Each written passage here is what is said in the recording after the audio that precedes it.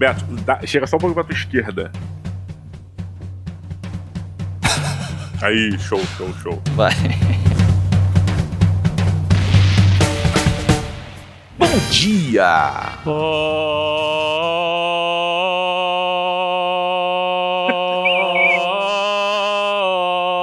Gente, desculpa aí, esse é o barulho da cadeira do Afonso, que é meio antiga, dá essa rangida quando ele se mexe.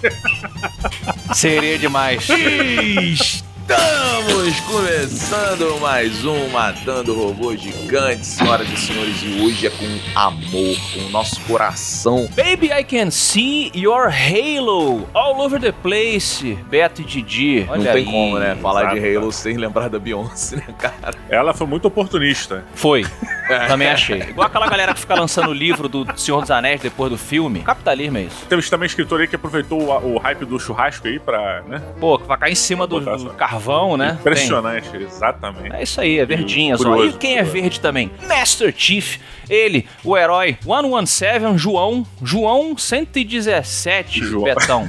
É isso Protagonista aí de uma série de videogames que foi importantíssima para o mercado. Eu julgo o Halo um dos jogos mais importantes da história, sabia? Não julgarás. Páscoa passou, tu tá aí nessa vibe Eu aí. não tava nem sabendo de nada. Vamos colocar aqui que não existiriam FPS no videogame sem Halo. Alguém poderia fazer depois? Poderia, mas... Já teve antes? Já. Era bom. Era, pô, estamos falando de 007 aí. poxa. Turok, 007... Turok é FPS medieval, né? Então não conta. Medieval? É. Medieval? Não, isso é outro. Ah, não, É- desculpa, é dos eu dinossauros. confundi com Heretic. Ah, Heretic. Com Heretic. Heretic, pô, boa lembrança. Mas Heretic era de computador. A gente tá falando... A Heretic importância era de do computador. Halo Tem razão. é quando ele traz a excelência do FPS pro videogame, que até hoje você vê vários jogos se influenciando. Por exemplo, o negócio do escudo, do Health Bar, isso foi o Halo que trouxe, sacou? Então, tipo, essa coisa de acaba a sua vida e você tem que ficar procurando o item de vida na fase e tal, ele meteu esse dinamismo. Uma outra coisa que é importante, e aí é o diferencial dele em cima, por exemplo, do GoldenEye, do Turok, essas coisas todas, é a forma como ele trabalhou a mira. Porque é sabido que, porra, não é a mesma coisa, né? Jogar no mouse e jogar no controle. Mas ele criou aquele sistema ali de, tipo assim, a mira quando passa na frente do inimigo, ela dá fica num slow, porque ela dá um mini lock. O hitbox, que é a área de dano do inimigo, eles botaram maior. Eles foram trabalhando de uma forma a fazer com que o jogador se sentisse com o controle na mão tão bem, né, dando resultados tão bons quanto, ou se aproximando do mouse. Sim. E isso muda o jogo, cara. Exatamente. É, a própria coisa das duas armas, né, por vez, era uma coisa que quando foi implementada no primeiro Halo, a galera que já gostava de jogo de FPS, tipo a gente mesmo, né, de PC e tal, você falou assim, meu irmão, eu quero 10 armas. Bomba nuclear, né? Aquelas bazucas. Eu venho de Doom, Duke Nukem, né? Essa galera aí que você tem. E ele falava, não, cara, porque aqui eu tô tentando uma abordagem um pouco mais realista, nesse sentido. Esse próprio dinamismo, né? De você no controle, no teclado, você aperta 8 e ele puxa a arma tal. No videogame, você tem que, de repente, abrir uma roda, botar, apontar. Nisso, tu já foi morto por 3 pessoas. Então, esse monte de coisinhas que ele pegou e realmente aprimorou foram o diferencial que transformaram ele num, como a galera chama às vezes, console seller, porque as pessoas compravam o Xbox, muitas delas, porque tinha esse grande jogo de FPS em console. Só que uma curiosidade é que o Halo, ele foi apresentado ao mundo pela primeira vez numa conferência da Apple, pelo Steve Jobs. Ele era o jogo What? que a Apple estava contando para ser o grande jogo que ia iniciar aí uma jornada de Apple e jogos. Halo is the name of this game, and we're going to see, for the first time, Halo. E aí a Microsoft foi na Band. Essa parada, eu me lembro, a gente viveu a grande revolução do Halo sem saber que a gente tava vivendo a revolução, né? Mas não são todas as revoluções assim? Não, mas é porque assim, lá nos Estados Unidos começaram a acontecer as Halo Night, né? Que quando a gente era moleque, a gente não ouvia tanto sobre a Halo Night, mas na casa do Afonso, você e o psicopata que tinham o Xbox, lembra que era uma parada muito louca, era tipo assim, Cara, leva uma televisão extra, 2 Xbox, que aí 8 pessoas vão jogar ao mesmo tempo. Não, eu dentro jogava da sala. também, eu levava o meu eventualmente, né? A gente fez algumas vezes na minha casa, né, e tal. E aí tinha esses elementos do gameplay que faziam ser possível, né? Ser divertido. Porque essa é a diferença pro GoldenEye. O GoldenEye era legal, dava os 4, todo mundo brincava. Todo mundo o quê? Todo mundo brincava. Você não brincava no GoldenEye? Tu engoliu aí um brinava. Todo mundo brincava. Ah, mas aí, porra, já falei pra vocês, tem que deixar passar direto, velho. Porra. O cara não passou direto nenhum ano do colégio, quer passar direto depois. E ela... Falando em Halo Knight, eu acho que tem que deixar claro, né, que o Halo Knight, ele era basicamente um momento multiplayer, onde você jogava com todo mundo, né, você sentava com seus amigos e botava aquele multiplayer Fala do bacana. erro dele agora também, Afonso, porra! O Halo Knight... Mas foi proposital, Foi, Didi pô. Braguinha, sabemos, sua mente maravilhosa, criou um novo termo, que é o astronauta de Halo. É o Halo Exatamente. Entendeu? Não é um novo então- termo, na verdade. O Halonauta é aquele cara que é viciado em Halo. São os Halonautas. Nós éramos Halonautas, sem sabermos. Vocês estão vendo, né? Você não vale nada. Mas olha só, a parada que eu acho que é maneira é o seguinte: a gente vinha, né, de, sei lá, Nintendo 64, que era um videogame que favorecia muito o multiplayer, né? Você conseguia pela primeira vez com facilidade botar 4 jogadores ao mesmo tempo e tal. Era muito foda. E quando surge o Xbox, cara, que você tem essa possibilidade de juntar uma porrada de coisa, não com facilidade, mas você tinha possibilidade de botar uma porrada de gente jogando, o Halo te entrega um servidor multiplayer, né? Te entrega uma possibilidade de multiplayer onde você pode personalizar que tipo de partida você vai fazer. É tipo um sandbox multiplayer. Cara, o que você quer? Você quer construir tal parada? Pô, pode fazer. Você quer fazer um Juggernaut com vida infinita? Pode fazer. Você quer mata-mata todo mundo? Quer time? Escolhe aí, você decide, tá na tua mão. Porra, esse Juggernaut aí era o meu favorito. Que pra quem não conhece, né, uma das pessoas é muito mais forte do que as outras e as outras têm que se juntar pra caçar essa pessoa. Então a gente chamava de predador, né? Tanto que a gente fingia assim, olha, só o Juggernaut pode ficar invisível. Ou a gente botava, você pode modificar, né? O Juggernaut Exato, tem mais tempo infinito, sei lá o quê. E aí os outros você ficavam... personalizava o que o Juggernaut ia ser. Então, por exemplo, a gente botava, eu lembro que um que era muito bom o Juggernaut, ele tinha invisibilidade e aquela espada de lua, aquela espada energética do Halo, né? Mas ele era mais rápido, mais forte, o escudo dele era mais porradão, tinha mais vida. Cara, era fabuloso, porque era todo mundo. Era 7 pessoas contra um cara. Cara, e ele ia matando. Você descia do alto e, tipo, fazia o predador ir embora, meu irmão. Olha como ele é um dos jogos mais importantes, porque isso, quando sai o 360 e o online começa a funcionar, eles botam essas funcionalidades todas dentro do Halo 2 e, cara, olha isso, a gente tá falando dele fazer o FPS de um jeito que até hoje você vê a influência na maioria dos jogos de FPS. E aí a gente tá falando dele criar um multiplayer que até hoje, cara, saiu tudo dali. O Halo, ele tem uma importância desse tamanho pra indústria, que como poucos jogos têm um tiro assim, mudar tanto, tá ligado? Olha aí, ó. Olha a referência. Caralho, pode crer. Foi sem querer querendo. Há 21 anos que aguardamos a adaptação do fantástico Halo Combat Evolved e agora ela se materializou na Paramount Plus, Betão e Didi. Finalmente, só vou falar isso pra vocês. Finalmente saiu essa série do Halo. Finalmente a gente viu que ela é boa. Eu, pelo menos, estou aqui dando o meu testemunho e tô gostando pra caralho. E ela está num streaming que é bom. Porque, ó, isso é uma coisa que eu queria falar pra vocês. Porque você imagina se a série sai num streaming que não tem nada de legal além da série. O que não é o caso. Porque, assim, a Paramount, ela tem o Star Trek todo. É legal que você pode ver lá o Star Trek. O Star Trek Discovery, por exemplo, que eu adoro, eu gosto muito. Eu também tenho o Ray Donovan, que eu e a Afonso aí adoramos bastante essa série. E era o Ray Donovan resolvendo os problemas da minha vida. Mais do que isso, fica a dica assim pra ontem. Saiu uma série recente chamada The First Lady na Paramount Plus, que eles pegam e eles olham as primeiras damas dos Estados Unidos. Por exemplo, a Michelle Obama, quem está fazendo é a fantástica Viola Davis. Tem séries muito fodas além do Halo, que é foda. Mas e quem não quer saber, Didi? De primeira dama, vai encontrar o que na série de Halo? De férias com ex na Paramount. Olha aí, tem. Olha, Cenas de férias com ex também. cara, eu não esperava a qualidade visual que a gente tem em Halo. Você vê o Master Chief lutando contra os Covenants logo ali no primeiro momento. Então, cara, e é um combate irado, tem uma estratégia foda, eles são os espartanos na parada. Cara, é incrível, é belíssimo, uma série belíssima, vale muito a pena. O destino de todos, o sacrifício de um. Halo The Series chegou no Paramount Plus e promete ser a aventura mais épica do ano. Assine agora, acesse paramountplus.com e experimente experimente por 7 dias grátis, Betão. Muito bom. Pode ir aí no link da descrição, tá aí, clica, você já cai lá direto e já começa a ver sua série do Halo.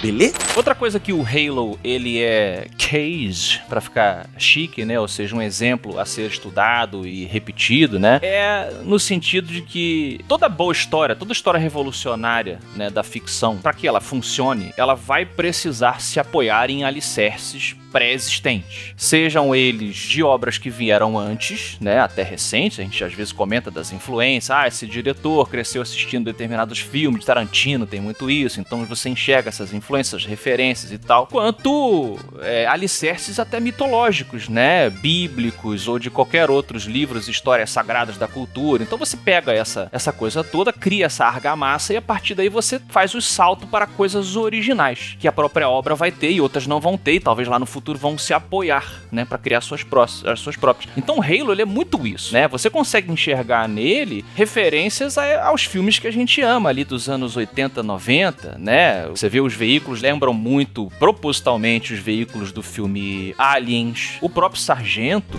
All you greenhorns who wanted to see Covenant up close, this is gonna be your lucky day. You heard the man and you know the drill, assholes and elbows. Hudson, come here. Eu acho que o Halo ele tem uma parada que é muito interessante. O primeiro jogo, ele começa, e ele não começa no começo da história. Ele começa meio que no meio de tudo, sabe? De anos depois de muita coisa ter acontecido que é relevante, e começa o Halo. Quando você pega aquilo, você joga um jogo de ação, muito divertido, com uma história bacana e o caralho, mas você não percebe que você está sendo envolvido numa trama, eu não sei nem como é que fala isso, mas milenar no sentido, cara, de milênios mesmo, sabe? De milhões de anos. Cara, a gente tá falando de 30, 40 milhões de anos. O Halo é o seguinte, existe uma raça... Ih, o Diogo vai tentar resumir a história de Halo. Caralho, eu quero muito ver. Vai ser bom. Eu quero muito ver. Vamos lá. Existe uma raça que o Beto vai me ajudar a lembrar o nome dela, que... Eu não sei qual você tá falando, mas é o Forerunner? Não, antes do Forerunner. Antes são os precursores. Que é o melhor nome, né? Somos os precursores. Os caras vieram antes. E esses caras, em teoria, eles foram responsáveis pela criação das outras raças, como, por exemplo, os Forerunners, etc. E aí, esses caras, eles eram imbuídos da responsabilidade de guiar a vida no espaço, certo? Eles tinham esse manto. Estou gostando, hein? Vai lá, Diogo, continua aí. Eles chegam a determinado momento que eles estão percebendo que o tempo deles está terminando. Tipo o Mestre Uguay. Minha hora chegou. Precisa acreditar. E eles falam, cara, precisamos eleger um novo guardião do manto. A nova espécie, nova raça, que vai levar essa parada e vai tomar conta desses seres que estão aí no espaço, né? Dos nossos filhos, de certa maneira. E, porra, tinha algumas raças e tal, eles ficaram entre duas no final. Que eram os Forerunners, que eram uma puta raça avançada pra caralho, tecnológica, caralho. E os seres humanos. Uau! E eram avançados pra caralho também. Não tanto quanto os Forerunners. Os Forerunners eram muito mais avançados que os seres humanos. Eles eram o mais avançado da galáxia, né? Filho preferido. Mãe e pai que fala que não tem preferido é mentira. Mas olha só um parêntese, porque a explicação do jogo tá muito boa, mas só um parênteses pra quem tá ouvindo continuar acompanhando o jogo. A gente tá falando de 30, 40 milhões de anos antes do ser humano que a gente conhece hoje, que apareceu na pré-história, e a evolução humana, ela já tava num nível, a gente já tinha colonizado outros planetas, inclusive tinha humano que nem lembrava direito qual país, assim, os cientistas tiveram que estudar qual país, aí qual planeta, os cientistas tiveram que estudar de qual planeta os seres humanos tinham vindo, porque eles nem essa noção eles tinham. Os Forerunners, nessa disputa entre quem guiaria o manto, eles estavam levando uma certa vantagem até um incidente que acontece, onde os Forerunners se explodem. Eles estavam desenvolvendo uma tecnologia específica lá, eles cometem um erro absurdo, e eles acabam, basicamente, com o planeta inteiro, cara, por causa disso. E aí, em cima disso que acontece, os precursores, eles falam, ih, caralho, olha os caras aí. Os caras foram capazes de fazer isso, meu irmão, então é melhor dar esse bagulho. Não só isso, né, mas, pô, vamos dar, então, o manto, né, quem vai assumir o manto são os humanos. E os Forerunners ficam putos, discordam, e eu acho que com razão. Também ficaria. Boladinho. Eu concordo com os Forerunners. Eu sou humano e eu concordo com os Forerunners. Nós não somos responsáveis, não é uma boa ideia. Pois é, não deveríamos receber isso, né? Mas aí, o que eles fazem? Os precursores iam dar isso pros humanos, os Forerunners ficam sabendo disso, se revoltam contra seus criadores e vão pra cima dos caras. Vão pra cima pra exterminar os precursores. E aí começa uma guerra de Forerunners contra os precursores. Teoricamente, eles conseguem dizimar todos os precursores e eles assumem o manto, né? Dos guardiões do manto e tal. E aí seguem os Forerunners como a raça, na espécie mais apta da parada. O legal disso tudo é que ainda tá muito longe do primeiro Halo. Como é que é? Muito, não. Cara, o prelúdio.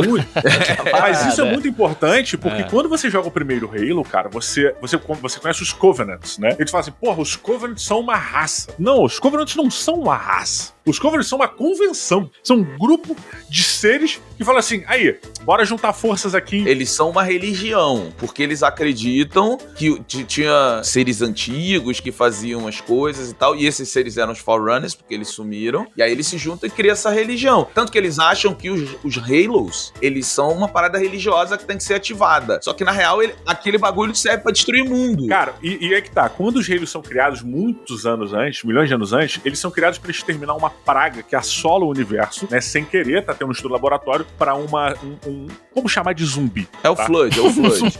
É o Flood.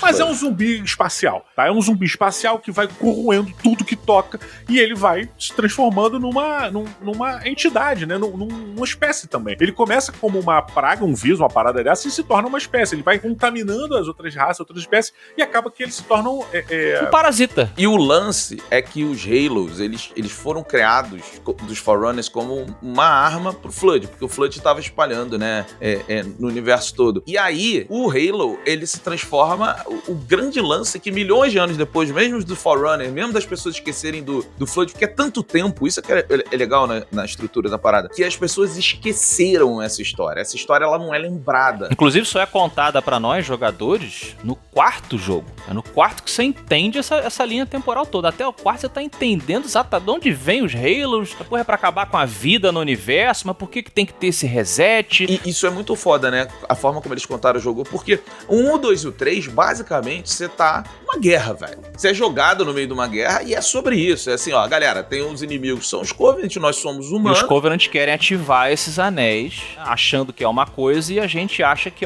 vai matar todo mundo. Esse é o principal plot até o lembrando que os jogos não estão na cronologia certa da história, né? A gente tem aí a sequência de todos os jogos, mas, porra, por exemplo, o Reach, o ODST, o Halo Wars e tal, são jogos que vêm antes do primeiro Halo, né? Porque no Halo Reach, se eu não me engano, acho que no Halo Reach você tá pegando a Cortana. Mas sem Master Chief. O personagem principal de Halo, Master Chief, o 117, João 117, quem é esse homem? De onde ele veio? Pois é, o Master Chief, ele é uma classe humana superior. Ele já era um cara superiormente avantajado, naturalmente avantajado. Opa! Não nesse sentido, Afonso, pare com isso. Mas ele já era diferenciado e, além dele ser diferenciado, ele ainda passou por um treinamento experimental, intenso pra caramba, e por um treinamento, vamos chamar de treinamento genético, bem diferenciado.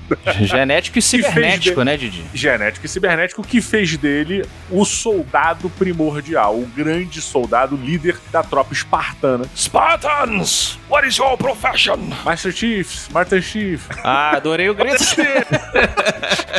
Diogo, eu tenho uma pergunta aqui na prova pra você, pra ver se você estudou direitinho aí como você tá falando. Por que o Master Chief, ele é mais fodão que os outros Spartans? Ah, a gente já sabe, o Diogo falou que ele tem uma vantagem aí. Basicamente, o Master Chief, ele tem uma... magia.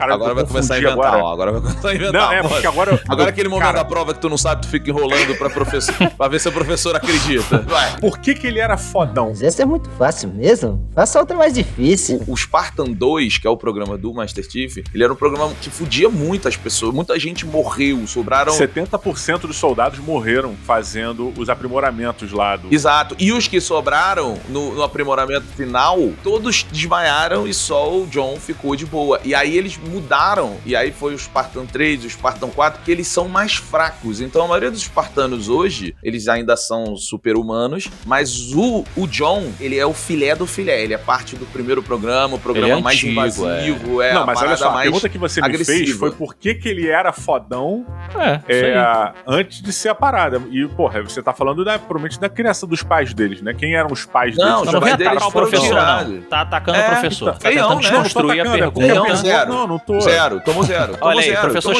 Girafales deu 0. Quietos, vamos continuar. E aí eu jogo pra vocês agora. Aonde vocês acham... Então se pegou, então ele fala primeiro. Aonde vocês acham que eles vão sincar toda essa história, todo esse universo, com agora uma nova linha temporal, que é a série de Halo? Adaptar ou não adaptar?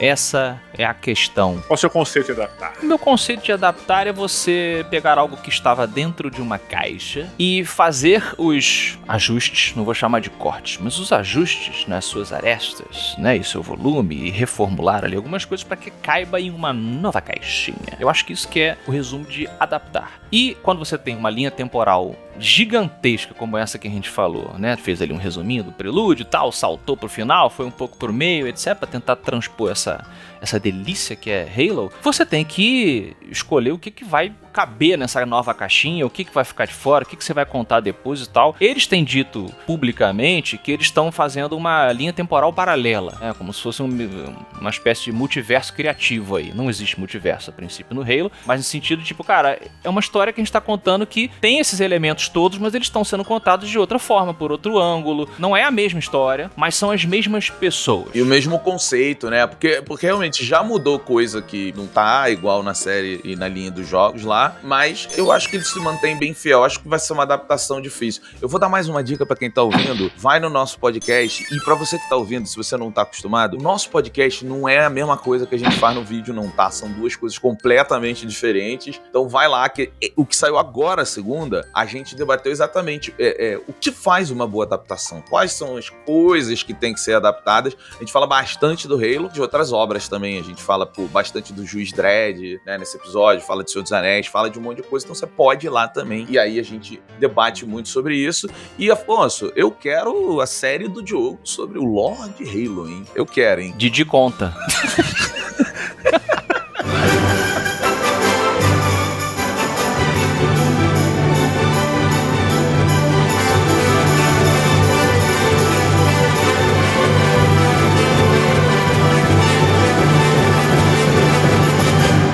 Uma vantagem aí,